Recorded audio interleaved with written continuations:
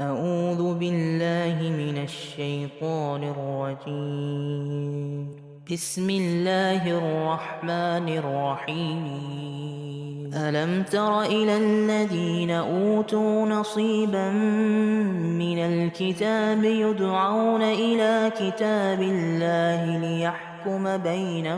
ليحكم بينهم ثم يتولى فريق منهم وهم مؤرضون.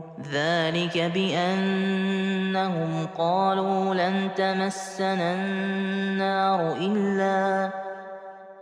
إلا أياما معدودات وغرهم في دينهم ما كانوا يفترون. فكيف إذا جمعناهم ليوم لا ريب فيه ووفيت كل نفس ما كسبت وهم لا يظلمون.